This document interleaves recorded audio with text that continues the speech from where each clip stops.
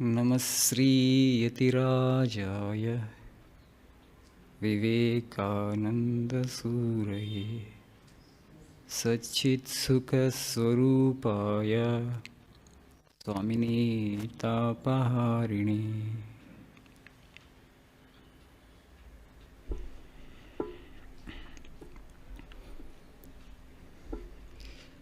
Let us make life simple.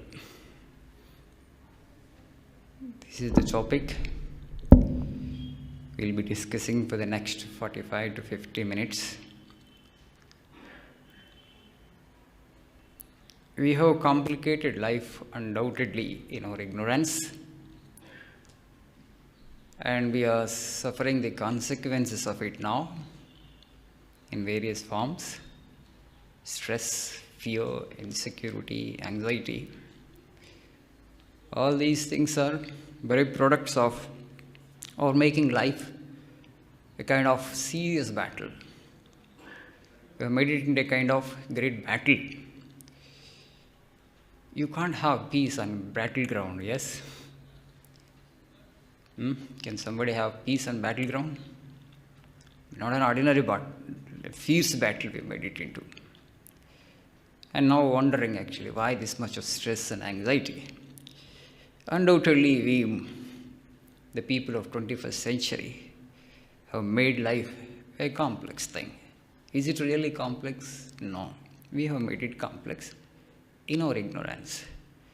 Where we have made it complex and how we have made it complex, we shall try to look into this aspect.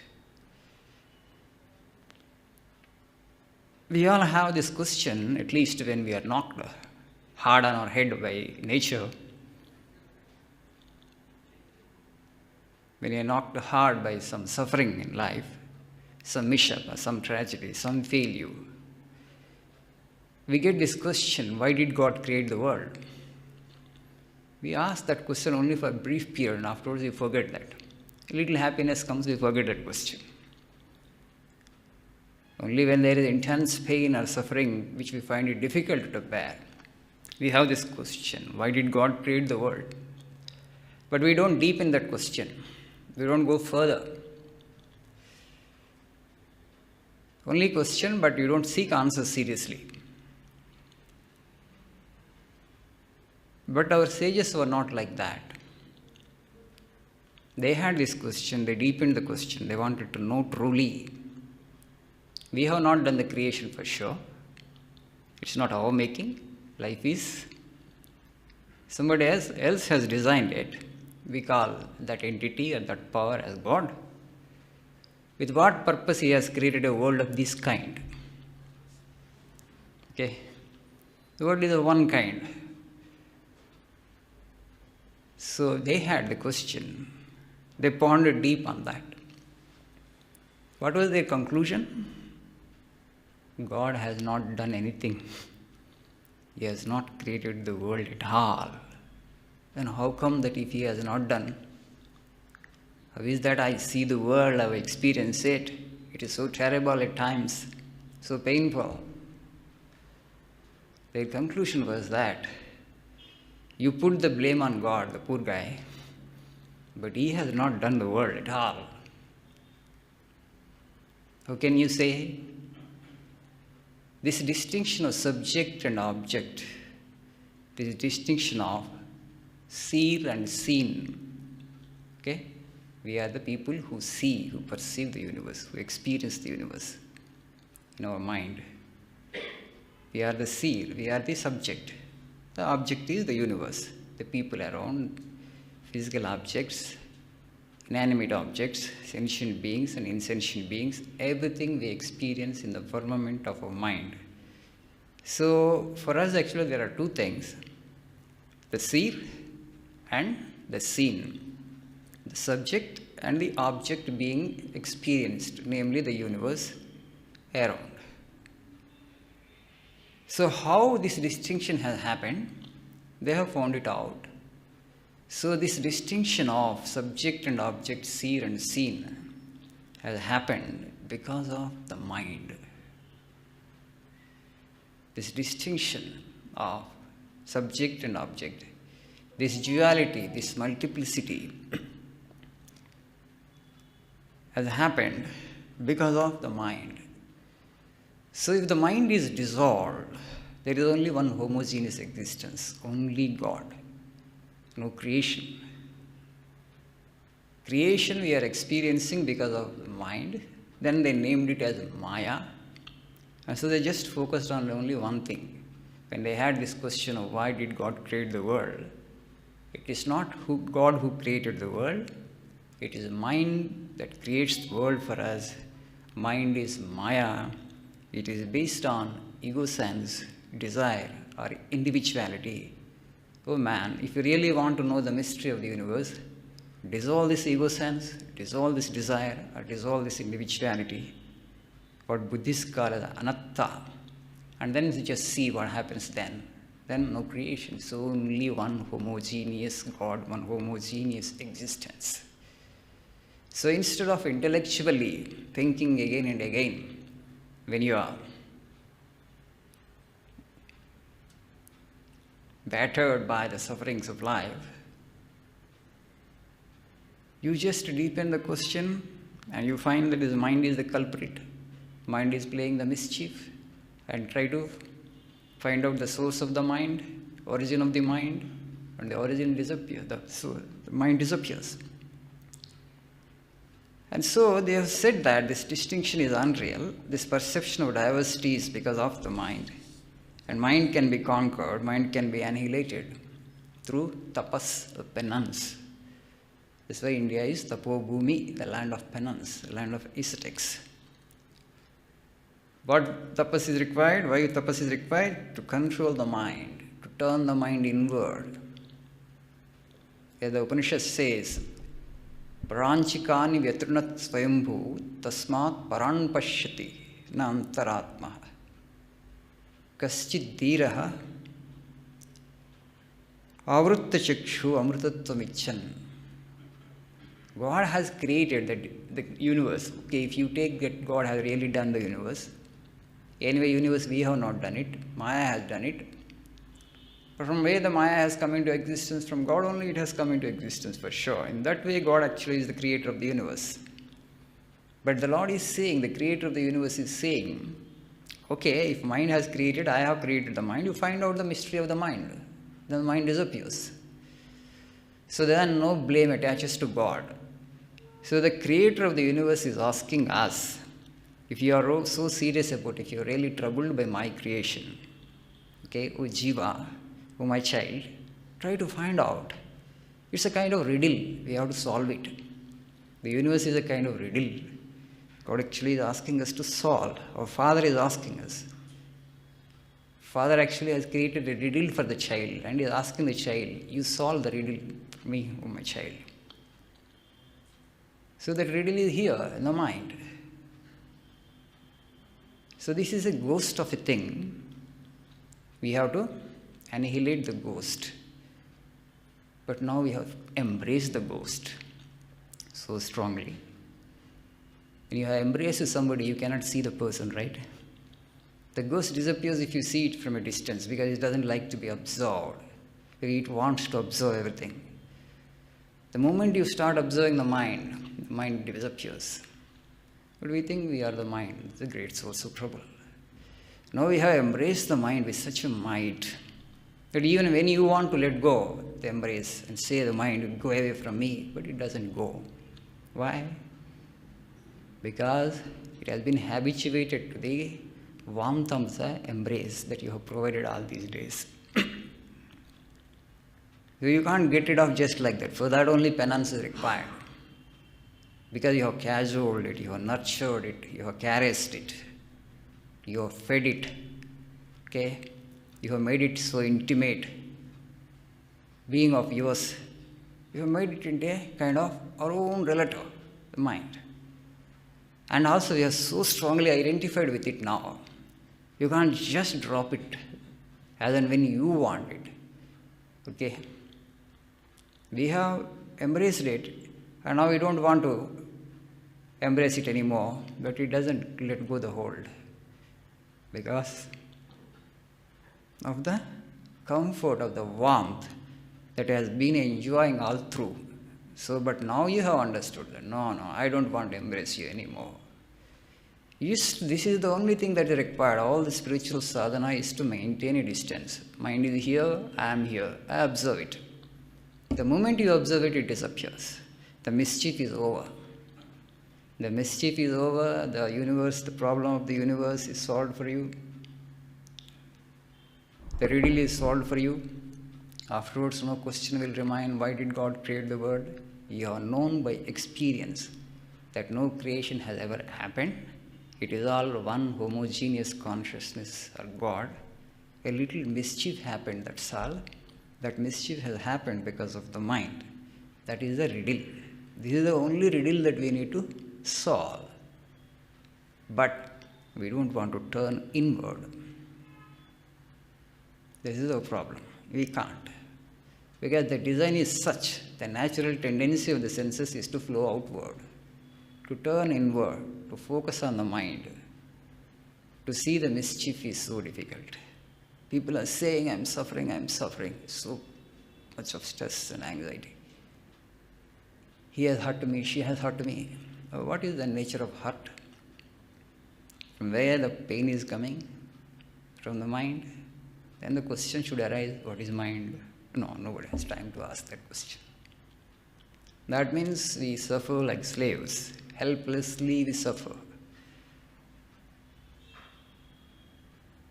People are not giving suffering to you. Things are not making you suffer. Circumstances are not making you suffer.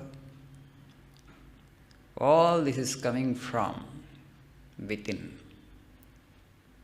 It is not the hand that suffers. It is not the leg that suffers. It's not the stomach that suffers. It's not any other body part that takes the suffering. It is mind and mind alone that takes the suffering. Nothing else.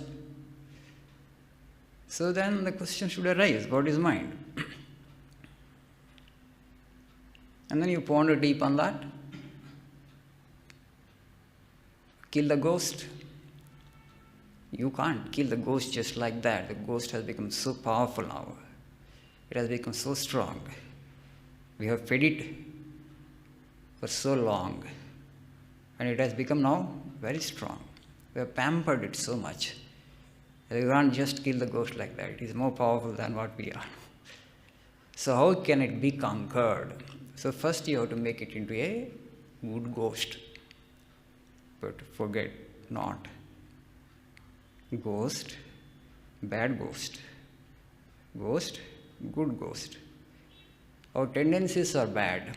We are full of worldly samskara. That means our mind is like a bad ghost. First of all, it's ghost and also a bad ghost.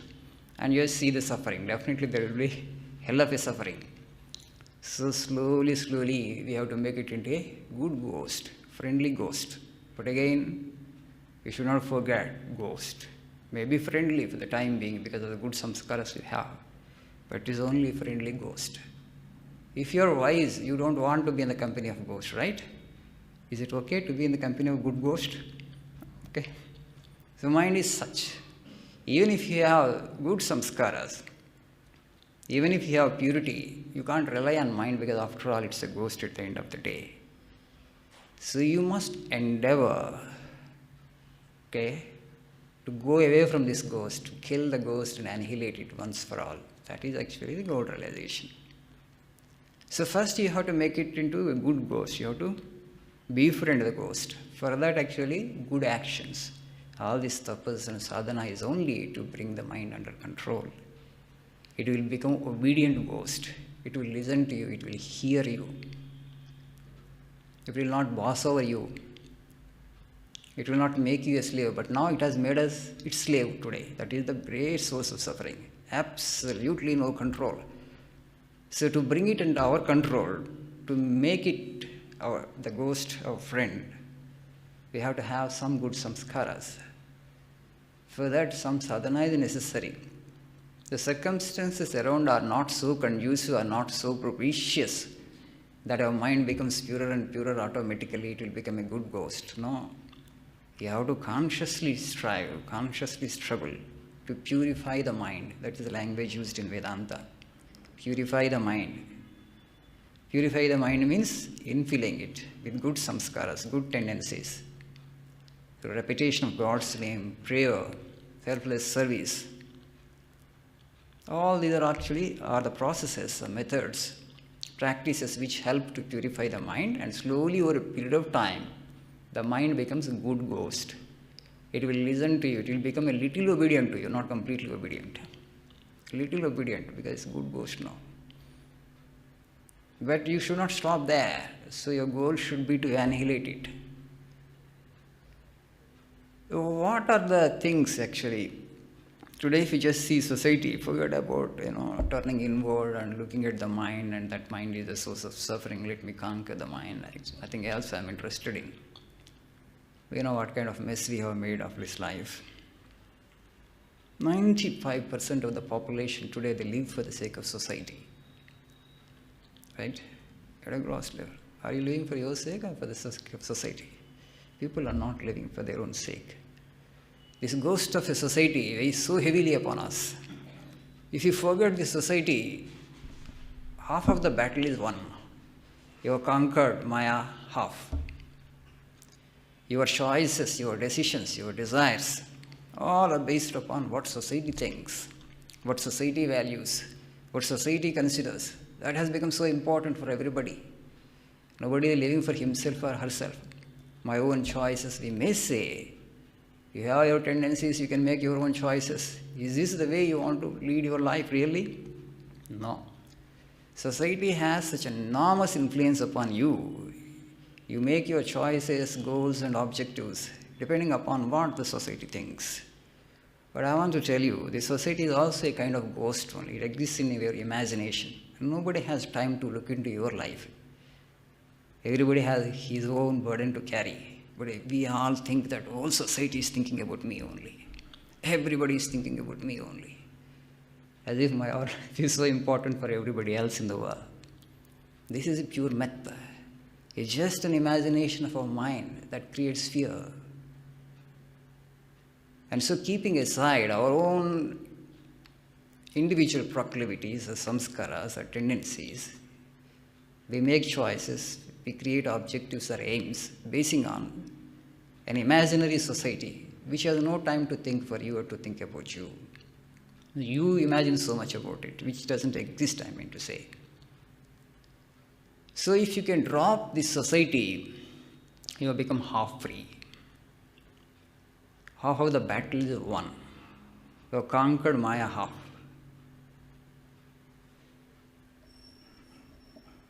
If you just see Western societies or Eastern societies traditionally have been societies, spiritual societies, where everybody understands the value of self-control, value of penance, value of asceticism. Okay? Which Rishis has told us for ages. Conquer yourself, conquer your lower nature, conquer the mind, practice self-control. You will gain immensely. You will gain immortality, you will gain God. But today we have imported many things from the West. There, the law of life is not penance, the law of life is indulgence. Just the opposite. The law of life is not penance, the law of life is indulgence. In India, for a considerable period of time, for centuries, the law of life is penance, tapas. Parents would tell, teachers would tell, oh my child, do penance, do tapas, practice self-control, you will get God. Today nobody relishes this saying, nobody relishes this advice. So you get blows, okay, after blows you will come back again. Where will you go? You are created in God and you will come back to God. How quickly is the question. You want to make the full circle, your choice. Roundabout, go about. What is the problem? So nobody wants to have this advice also. You practice self-control, nobody likes it. Now you need to understand that if indulgence becomes the goal of life, our people have told us again and again that if you really want creature comforts, sensory pleasures, if you want to make that as the sole objective of life, you don't have to have a human body. You can have these sensory pleasures even in animal bodies also. Eating, sleeping, little drinking, all those things. procreation. Why a human body is required for that? And no animal can have this question, who is the creator of this universe? It can't think that far. Organically, it is not endowed. It doesn't have the cerebral capacity to put this question to itself. No animal can do this. But we humans, God has given us the brains to have this ultimate question. We can crack, we can solve the mystery of the universe. So having come here as human beings, having been so endowed, if we don't put this question to ourselves and seek answer, it's not a great life we are leading. So to know God by experience, we need to practice this self-control. And we must bring into our society again this law. What is that law? Law of self-control, law of tapas. This society is meant for that, this culture is meant for that. We are known. But through indulgence, it leads to death. And through practice of self-control and tapas, it leads to immortality. We attain immortality. To reach God, to know our real self, to know our real being is the goal. So it's a far advanced society in terms of understanding of life that we have, but somehow we have forgotten it, thanks to a secular polity. So another thing that has complicated our life is everybody wants to live beyond their means. Again, society, neighbor. You just see marriages, the individual doesn't have the capacity, to spend that much of money because he imitates somebody else in the society. Again, the society idea. It will burn a hole in your pocket, the expenditure, and then you want to repay the debt. A lifetime it takes. And to whom you can preach philosophy and spirituality then, when you have made such a mess of life? You are not leading a practical life. What is your means? How much you can spend? That you must know. Everybody is living, dreamy world, an imaginary world, an imaginary society you want to serve. Every second individual is living beyond his or her means and making life complicated.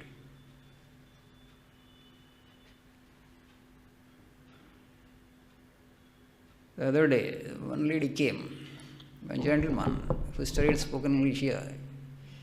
He studied up to diploma. He sent a message to me at night 10 o'clock. Swamiji, here is a lady who is weeping because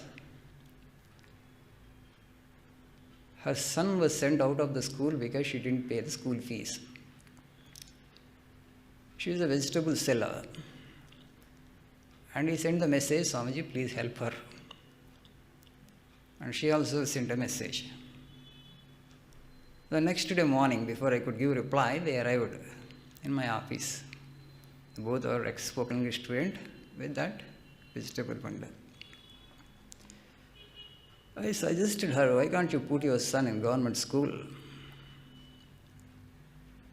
They are giving good uniform, high quality midday meal, good and qualified teachers are there, playground is there. What is the problem? Why don't you admit your child in government school? This is living beyond means. It's all taxpayers' money, it is your money and my money at the end of the day that government actually is giving salaries to teachers. You don't want to use such a system, though you don't have money. The vanity, right? Imitating somebody else. You compare yourself with a neighbor, your neighbor actually is making his or her son in a private school. You want to imitate your neighbor. That neighbor also doesn't have the means, but he is imitating somebody else. He is imitating somebody else. He has stretched himself beyond his means, and you would like to stretch yourself beyond your means and make life complicated. Now, if you give this advice also, now people, they feel insulted. Only in India it happens like this. They feel insulted if you give the advice of this kind. They close their minds. Okay, I will pay for now. What about next year? Again you will come to me or you will go to somebody else? Why to go here and there and ask money? Wonderful education is happening there. I told her in private schools they can't really pay the teachers also well. So you don't get highly qualified teachers there. It's very difficult to employ because you have to pay high salaries, good salaries. Yeah, after all, the commercial venture. I'm not saying all private schools are that bad, but you have to invest money. The government is parallelly running a system, to cater to people like you, but you don't want to make use of that. Now the false prestige, vanity, living beyond their means and comparing oneself with a neighbor. When you want to lead such kind of life, you can't teach philosophy and spirituality to people, and they are not even practical when they lead this secular life. We have forgotten actually our rishis. They lived on roots and fruits in forests, in huts. And they were the people who had given the highest knowledge. There is no comparing to that knowledge. Again and again I tell in my lectures that we remember a Buddha, we remember a Shankara, and we will remember Swamiji for another 15 to 2,000 years, and they will remain eternal. For what? You just tell me names of few, Nobel laureates. The other day I went to school and I asked them, actually, children, you name the names of few Nobel laureates. Children couldn't tell. You really remember them. You remember a Buddha, somebody was born 2,500 years back. Shankara, 1,400 years back he was born. Why? Because they pondered on the mystery of the universe, and they have given us the highest wisdom and highest knowledge, each text. Led like beggars. Buddha, Mahabhikkhu, great beggar. We have known in our culture through asceticism and through practice of self-control, you achieve the highest. And in that country today we are finding it so difficult to lead simple life. Everybody is imitating somebody else, some society which is imaginary, and complicate their life and struggle and struggle and struggle. People borrow money and actually going for marriages. Are you in a position to repay the debt? What are the sources of your income? How long it will take you for you to repay the money? Why to, have such stress? Now this is one problem. But you need to understand the problem is here. Who are the people who take pride in leading a simple life?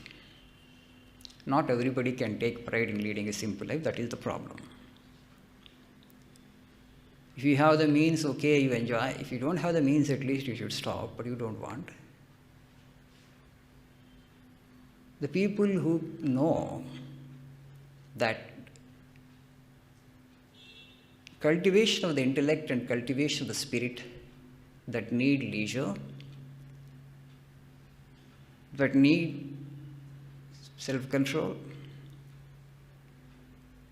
and that you will get the highest reward.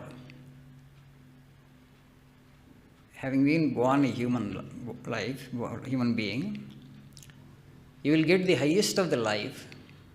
Then practicing simple life becomes easy like the rishis of the yore. But because we don't have the divine samskara, spiritual samskara, everybody is finding it difficult. And today it's a kind of glorious madness, right, to lead simple life. But I know for myself, the goal I have set before me, controlling the senses, controlling the mind, I know how difficult it is, a great battle, a great adventure. The outside adventures, you want to make yourself rich, that's an adventure, definitely you have to work hard. Not everybody will be able to make money. Not everybody will become a billionaire, even if he or she works. There also intelligence is required, hard work is required, effort is required. If you want to occupy a high position of power, you have to work hard, definitely, because a lot of competition is there. That's an adventure in its own way. But here, it's a greater adventure. Dealing with the subtle, dealing with the thoughts, dealing with the ego is a greater adventure. If you really understand the intensity of the battle and the intensity of the struggles that you will have to undergo before you finally get the realization of spiritual illumination or enlightenment, Then you will enjoy simple life, because externally how you are, you don't care. Sri Ramakrishna, whole life is survived on the temple prasada. Did not earn anything for himself. Never bothered how he would be able to provide for himself or his wife. How to take care of the body, it was not a concern for him at all. It's the Creator's responsibility, how much we need. Today Sunday, after this bhajan, you will get that prasad in a bowl. And that's that bowl's prasad, what prasad you would get from the temple in the bowl. With that is survived. Incarnation of God. Who has given us Swami Vivekananda, the greatest genius that the 20th century has produced. We have not explored him actually. Our intellect is not sufficient. We can't grasp him fully. And 5% of Vivekananda we can't grasp. We don't have that much of intellect. Even to grasp all these mystics of spiritual souls, or even to understand Bhagavad Gita, basic structure, we are all Hindus, basic scripture, a little tapas is required. Some devotion, some shraddha is required. I'm sorry to say, unfortunately in this country, even that minimum tapas and shraddha that is required to grasp our scripture, that much also is not there, because you are imitating somebody else. Even to understand Bhagavad Gita intellectually, some penance and some kind of tapas is required. Only those people will be able to grasp it. It's not simply do and moral textbook. Some do's and don'ts are given. Krishna has given us some do's and don'ts. Not like that. A text of philosophy, the subtlest of the intellect is required to grasp it in toto. And to develop that subtle intellect, asceticism, self-control is a must.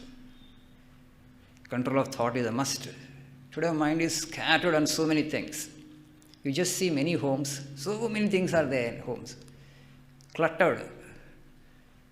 Every weekend, Saturday and Sunday, 2 days are required to clean all the furniture, all the cupboards.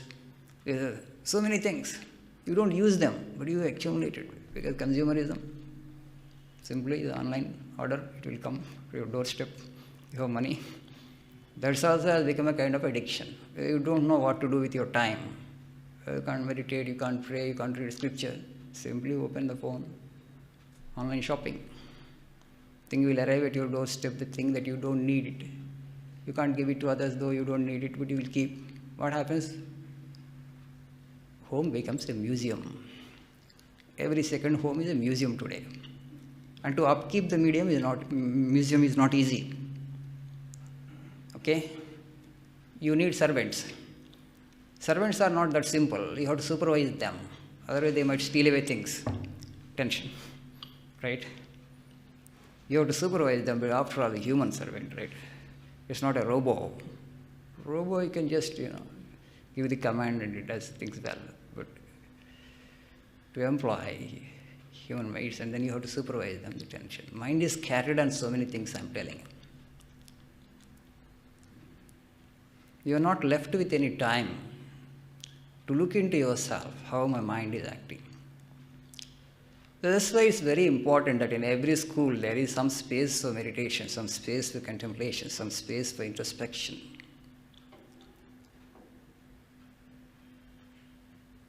Space for spiritual practice, like this kind. Some photos of some yogis will be there, and carpet, a little light, dim light. Every day you have to ask the school children on turns. First one class, then another class, then another class. Children, go to the room, meditation hall, sit with yourself for some time, 20 minutes, 25 minutes. Teacher also should go and sit. Close your eyes, just observe your mind. Don't think great meditation will happen immediately. No, at least because you are observing the mind. You have learned to observe your thoughts. Slowly, slowly it becomes a habit. Then you will understand what is Maya. Then a desire will arise in you to conquer Maya, to become free. Then you understand through this introspection that you are under slavery. Mind actually is dominating you, it's passing over you. There is a lot of slavery within you, the desires uncontrolled, unrestrained, unpurified. They just emerge there and then you try to fulfill that. Why this slavery? I don't want this desire to be here. So you will understand what is Maya for yourself just through this little introspection. So if I explain you what is Maya intellectually, you won't get it really. Through this contemplation, every one of us will understand that mind is Maya. And naturally there will be desire thereafter that let me be free from the clutches of this mind. Let me become free from the stranglehold of the senses. Let me come out of this inner slavery. That is real freedom. Then you will be able to see and sense what is real freedom, what is mukti. Mumukshatva will arise in you, desire to become free from this slavery. The desires are not happening consciously. The mind is forcing these desires on me and I am struggling to satisfy these desires. And it's all a kind of bondage. You will understand it for yourself if every day 15 to 20 minutes if you meditate. But the land of yogis and rishis, people are afraid. School managements are afraid. Parents are afraid. Child goes and sits in the home, 10 minutes, closes his eyes. The parent thinks that actually immediately the picture of a son or daughter becoming a sannyasin will appear before them. They get frightened terribly. Or what might happen? The imagination will run riot. Imagination will run riot. They immediately get alarmed and they will go to the school. Why are you teaching all this to my child now? Neither you make the child meditate, nor you allow the school management, the teachers encourage children meditate. Until the child, naturally, when you grow up, it becomes difficult to observe the mind after a certain period of time. You get heavily preoccupied with the responsibilities of money life, responsibilities of your work life, responsibilities of your family. You can't just look into your mind at all. You have become total slave of the mind. It's not easy to handle the subtle, not easy to handle thought. We have known it, we have understood it in this culture.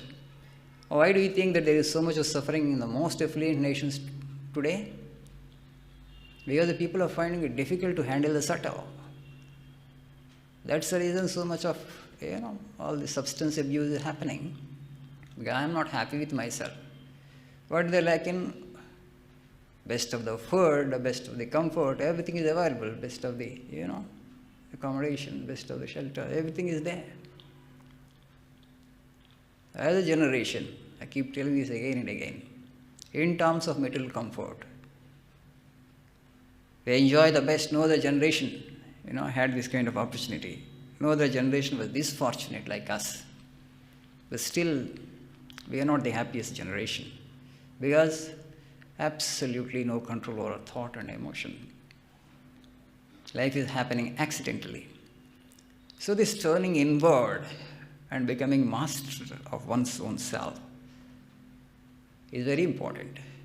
So in every office also there should be a space for introspection, space for spiritual practice. In every school, every college, every office, and also in a home.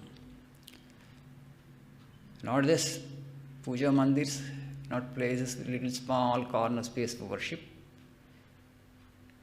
Every day, the owner of the family must sit there in meditation and contemplation along with the entire family for 15 to 20 minutes. Then they will understand each other better. Otherwise, Pakistan-India wars will happen within the four walls of the family. They are happening now, right? Where you don't understand each other. If four people are living together. So if you don't understand somebody on the street, is okay. At least you four people who are living together in such close proximity, you need to understand each other well, right? Then only there will be peace in the family. Father says something, son says something, mother says something, daughter says something. They want you to do something and you want to do something else. What will happen? Dishum what will happen? We don't need any movie. Movie is happening in every family. Life has become a kind of movie itself. It will become great scripter. Okay? The story of each family will form a script in itself to make a movie. To that level, actually, we have complicated our society. By going away from the traditional system of life our rishis have carved out for us. Their knowledge, their wisdom is not knowledge or wisdom for us anymore. our idea of wisdom, the Lord says in the Bhagavad Gita, Mughasa, Mugha Karmana, Mugha Jnana Vichetasa. Your hopes are vain, he says. The material hopes are vain hopes, Mughasa. Mugha Karmana, your actions are vain. When your hopes are, objectives are vain, actions will automatically become vain, right? Mugha Karmana, Mugha Jnana Vichetasa. It's not knowledge actually, Mugha Jnana.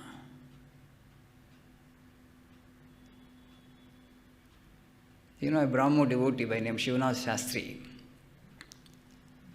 hearing about the ecstasies of Sri Ramakrishna, sometimes he would roll on the ground, he would weep for Divine Mother, unable to contain the joy. The joy was so extraordinary, and a purest individual like Sri Ramakrishna was finding it difficult to contain. From that we can gauge actually what is the bliss of Brahman.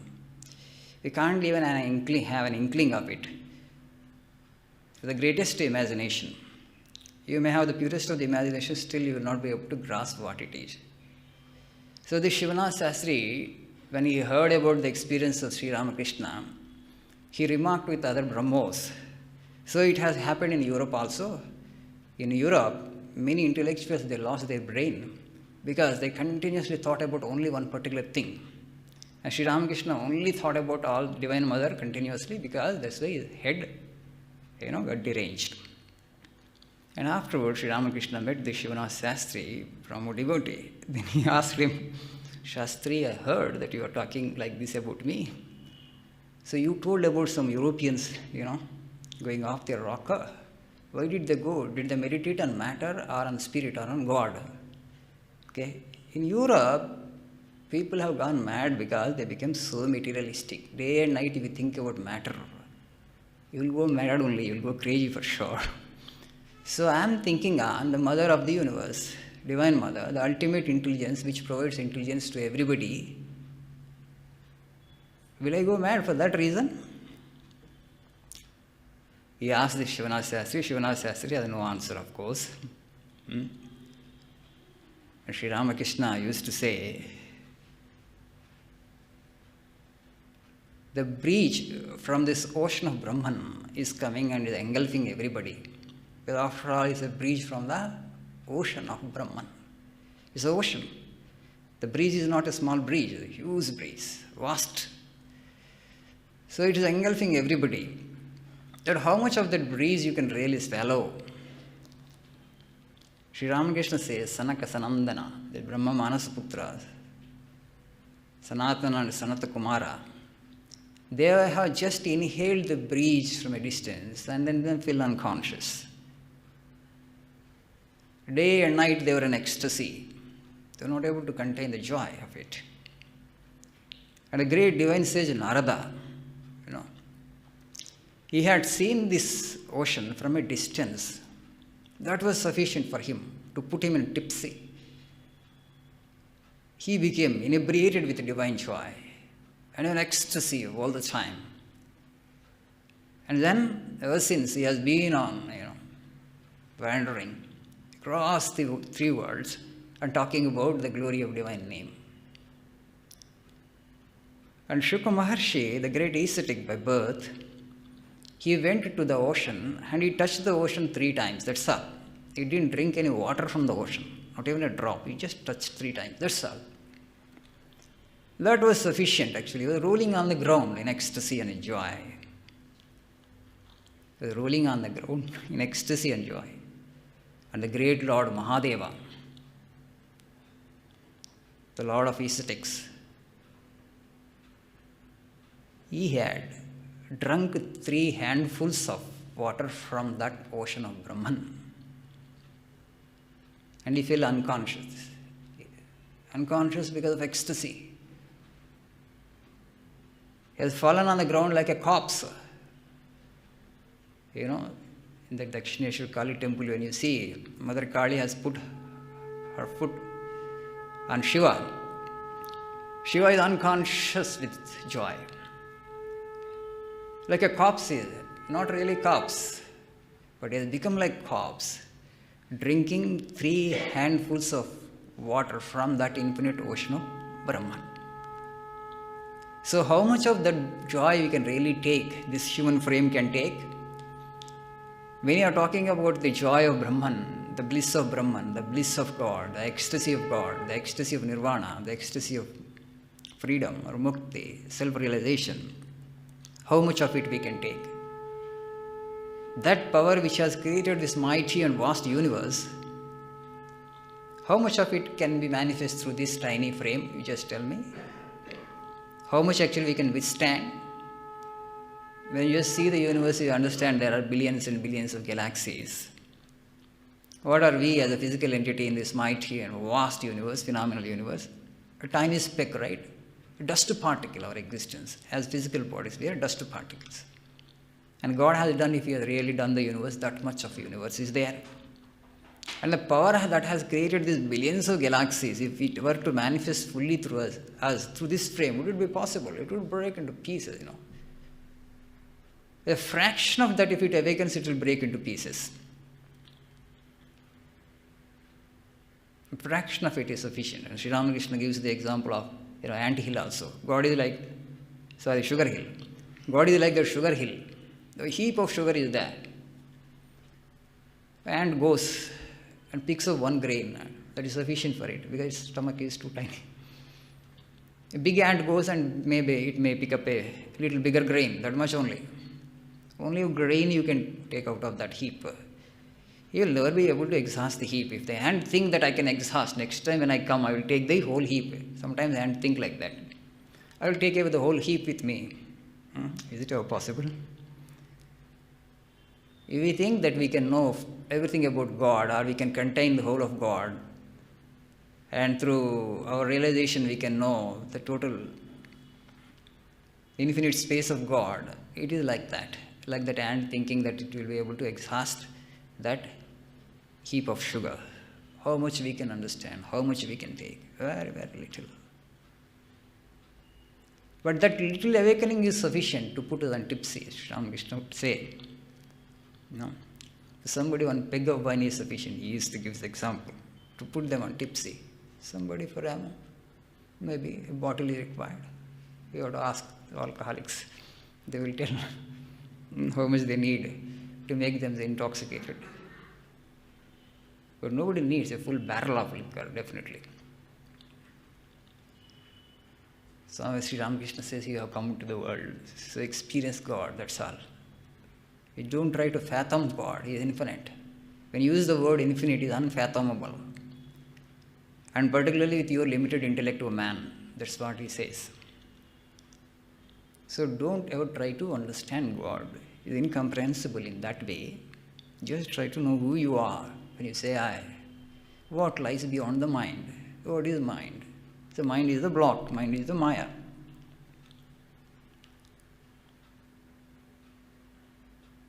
He gives this beautiful example of a pond covered with reeds and scum. There is fish below the water, swimming happily and joyously, but you can't see that fish. Where there is scum and reed is covered with. Similarly, the mind actually is covered, is the scum and reed, which doesn't allow us to see the fish of the Lord swimming in the pond of our own heart. Ishvara sarvabhutanam hruddeshe arjuna tishchati brahmayan sarvabhutani yantrarudhani mayaya. O Arjuna, I dwell in every being and I operate them as if they are mounted on a machine, and I operate every machine from within. And this is the greatest discovery our rishis have made. And that's why they have come to the conclusion, they have said as the greatest thing that you can do on this planet as a human being is this. You just meditate on the Lord dwelling in your own heart, and thereby you are serving the entire universe is there. Last week or before last week I quoted this sloka from Srimad Bhagavatam. Jiva Rashibhihi Akirnaha Andakashangripo Mahan Tan Mulatvad Achyutejya Sarva Jivatma Tarpanam. This universe is a small branch, so this entire created world, entire living beings of this creation, is like a small tree to this universe. This tree actually is created by God, and to this tree there is a small branch. The small branch is the living beings. Jiva Rashibihi Akirna, Andaka Shangripo Mahan.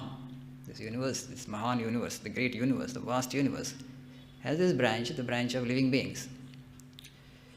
Then Mulatvad Achyutechya, since Lord being the source, the root of this universe, and that root actually is there in your heart, then Mulatvad Achyutechya, Sarva Jivatma Tarpanam. If you meditate on the root, you meditate on the whole universe.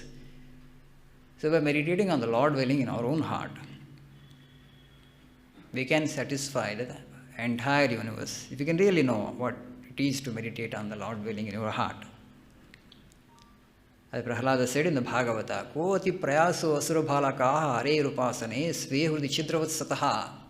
Where you seek God, where you search for God, in your own heart is dwelling, but we can't see Him because of the mind. This is the scum, this is the veil, this is the maya. Sri Ramakrishna compares a divine mother with a high-born lady. Because she is high-born, she doesn't want to mingle with people, she doesn't see everybody and anybody. She hides herself behind that lattice screen and operates. She does all her functions by staying behind that lattice screen. She sees everybody, but nobody can see her because she is behind the veil, behind the screen.